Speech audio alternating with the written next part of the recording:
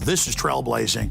And the best part is it helps fund INFOWARS.com, the radio show, the TV show, the whole media operation promoting true libertarian ideas. For a limited time, experience the ancient power of Survival Shield X2. Take advantage of this unprecedented 30% off Super Detox special at INFOWARSLive.com.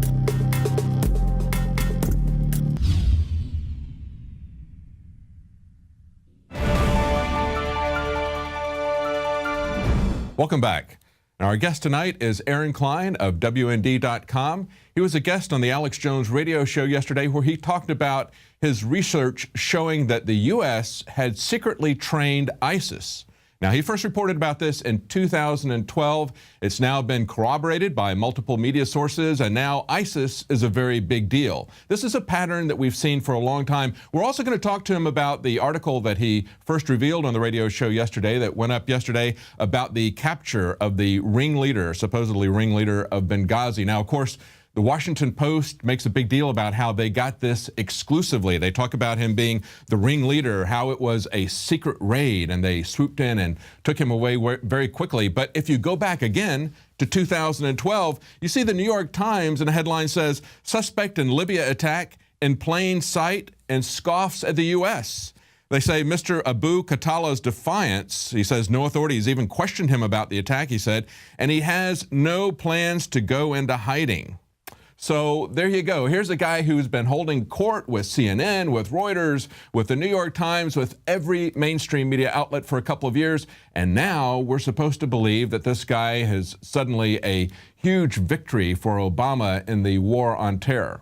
Now, also in this article, we see that he kind of feeds the narrative of this phony story that Hillary fed us, that this was either somebody coming out, a group of people coming after the embassy because they didn't like this film that nobody had seen in the U.S. about Muhammad, or B, it was just kind of an afterthought. This is something to watch. The timing is very suspicious, but it's also suspicious to see how these different factions within the United States government, within the CIA, within the State Department, are arming terrorists and then using them for their own purposes. So joining us tonight is Aaron Klein. Thanks for joining us, Aaron. Now, Alex had you on the radio yesterday. You talked about the secret training that was taking place in Jordan with ISIS and how they were being trained by U.S. soldiers there. Yeah, indeed. So we're talking here about a secret training base that, as you just said, was located in Jordan in 2012. I actually first reported on the existence of the base back in 2012, and it has since been confirmed now by the UK Guardian, by Reuters, by Der Spiegel out of Germany, that the United States, the CIA, was running a training base for the rebels, at the time located in Jordan, and at the time, of course, the rebels were headed to Syria to topple Bashar Assad's regime. My information, according to informed Middle Eastern security officials that I spoke to, is that among the rebels that we trained was, as you just said, ISIS, which is connected to Al-Qaeda, although my information is that the ISIS members, we're talking about dozens here, were trained by the United States after the U.S., working with Jordan, working with Saudi Arabia, and others, first vetted the rebels for ties to Al-Qaeda. But nonetheless, we trained dozens. At the time, it was to go into Syria. Now, fast forward to today, and of course, we see them all over the place in Iraq. Just thinking about it logically, if you're giving weapons, which we did to the rebels first in Libya, and then after that in Syria, and of course, the United States Special Mission in Benghazi, according to my information, was heavily involved in those weapons transfers. So if we're giving weapons to jihadists, first in Libya and then in Syria, obviously at the end of the day, when they're done in Syria, or they're finished in Libya, they're not just going to turn in their weapons and be good terrorists. They're going to continue the fight somewhere else.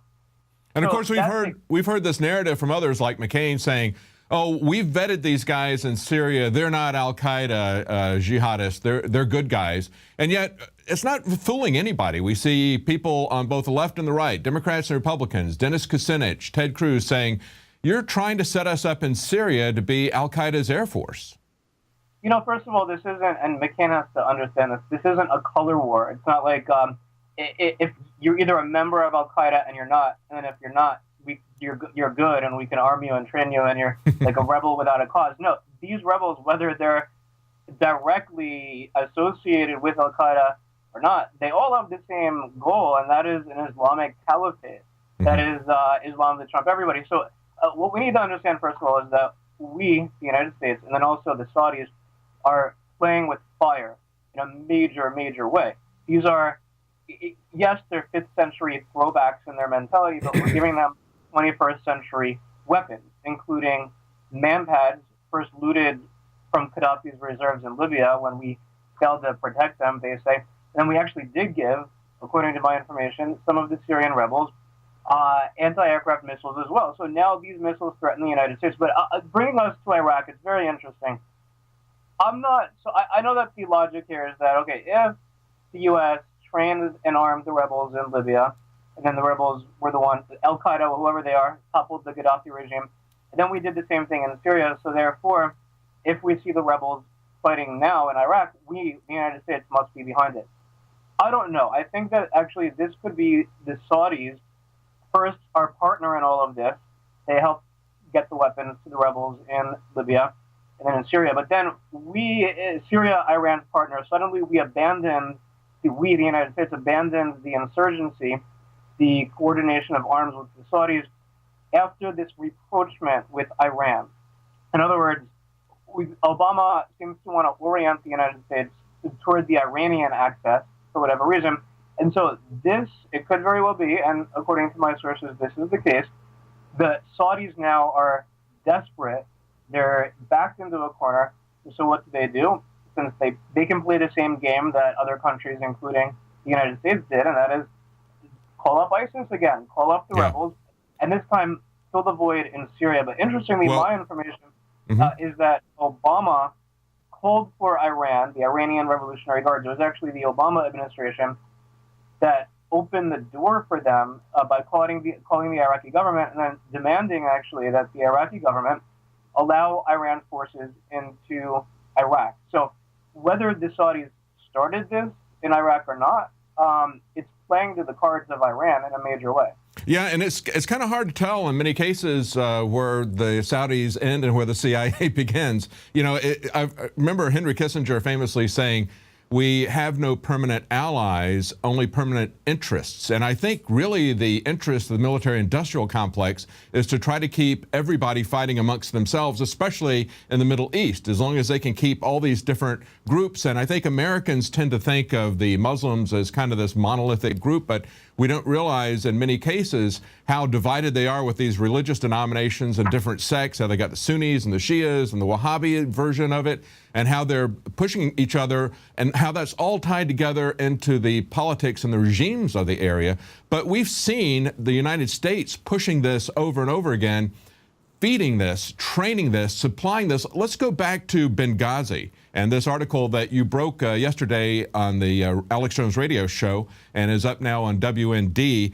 Obama scheme derailed the capture of a Benghazi killer. Yeah, first, okay, get this. Suddenly, all of a sudden this week, well, actually it was on Sunday, the United States arrests who they say is the primary suspect in the Benghazi attack. His name is Ahmed Abu Khatala. He's one of the senior leaders of Ansar al-Sharia, which within itself is very interesting, actually. Ansar al-Sharia is now considered a terrorist organization. But back in 2012, actually, the U.S. Special Mission, their quick reaction force inside our mission in Benghazi, the quick reaction force officially, I'm talking about, State Department sanctioned, was something called the Martyrs of the February 17th Brigade, which actually is an offshoot of Ansar al-Sharia, which took credit for the Benghazi attack, and we just captured their leader. So first, why in the world would we allow, as the official, I'm talking officially State Department sanctioned quick reaction force within the U.S. Benghazi mission was an Ansar al-Sharia offshoot, the Martyrs of the February 17th Brigade. Now, Khatala, the senior leader, first about a year ago, the United States was actually hours from capturing this guy. And then all of a sudden, in something that I have personally talked with members of the military, security officials in the United States, even senior politicians, they come on my radio show all the time. They were astounded, perplexed at a decision that Obama made, again, hours before. Special forces following this guy last year, 2013, and suddenly, just hours before they can nab him, Obama calls for special forces also to get this other guy first, who has been wanted since the 1980s. He's living openly in his home. Everybody knows where he is. So suddenly, special forces capture the other guy. His name is al-Libi, first, in full public view. So this gets a lot of media attention. So what happens? Khatallah goes underground. So that thwarted his capture then. But all of a sudden, Obama is now capturing him. Now, I don't know why, but questions do need to be raised about the timing of all of this. And I have a new article out, actually. It's at WND right now. It's the lead story. That Khatallah, get this, because we were talking about ISIS in the United States training some members. The very guy that we just arrested as the primary Benghazi suspect, according to my sources here, and I'm in Tel Aviv right now, but my sources in the Middle East, beyond just Tel Aviv, Khatallah was working with the United States before the Benghazi attack to help arm, train, and fund and recruit rebels. It sounds very much like the narrative that we've seen with Osama bin Laden and Anwar al-Awlaki, these people who are supposedly the most dangerous terrorists at one point. But prior to that, they've been working with the CIA and the government. They're given a free pass. They're escorted to different places. I mean, do you think that the fact that he's essentially holding court with Reuters and CNN and the New York Times after the Benghazi attack, talking about being there, talking about what happened there, that he's essentially walking around freely, and then all of a sudden this week, the Washington Post tries to paint this clandestine narrative that suddenly special operations swooped in and grabbed this guy while he was hiding. I mean, wasn't he hiding in plain sight? It seems to me like there's different factions, as we've been told by Steve Pachenik, in the Benghazi attack itself. These were different factions of the CIA and the American government essentially working on different scripts, working at odds with each other. And maybe one of them wants to use this guy as a tool. The other one wants to get him because they think that he's involved in this attack. Well, you know, I can't say what's going on behind the scenes or what the CIA is up to. I personally don't think that Khatallah himself knows that he was working with this access of the Saudis, Qatar, Kuwait to recruit rebels that included America. In other words, I don't think necessarily that he worked directly with Americans or that he even knew that America was involved in this whole thing. Maybe he did, maybe he didn't. Well, you know, it's very easy. We talk about compartmentalization. When you've got terrorist cells, there's probably nothing that's any easier to compartmentalize. These guys have their mission, they have their hardcore beliefs, they hate America or whatever, but they may not realize that the guy is a level or two levels up from them that are sending them some information. You know, maybe they're working with the CIA. Or it could be that they were working with cutouts like the Saudis or cutouts from the Saudis, but that ultimately, yeah, the United States was involved.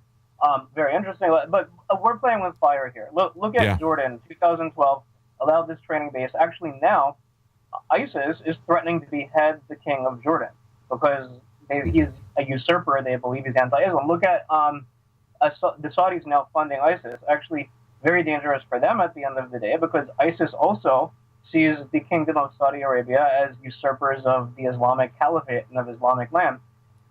And same thing with the United States. If indeed, and we did, I have no doubt that the United States, until the Benghazi attack at least, were arming, training, and funding rebels that included these jihadists, possibly linked to Al-Qaeda. So there's no doubt we did that. It's incredibly dangerous. And the original question that you asked is about the sectarianism, the chaos that is reaping all over the place. And that's just it. Is that it leaves this vacuum to fill where either Iran can fill the void, or some other state actor or non-state actor. But when you look at what's going on, actually, it's ultimately erasing borders of Libya, borders now in Iraq and Syria. I mean, ISIS is going back and forth. They don't believe in borders. They believe in Islamic caliphate. Of course, they're not going to get what they want. They're just being used temporarily. They have no long-term strategy. ISIS is not going to form a government there. They're just temporary players. And in all of this, let's not forget oil, gas, economic interest. In Libya, huge actually. Yes. Iraq, Iran pipeline, Syria pipeline. that was competing between the Saudis and the Iranians, the Sunnis and the Shiites. So a lot of this, I think, personally, has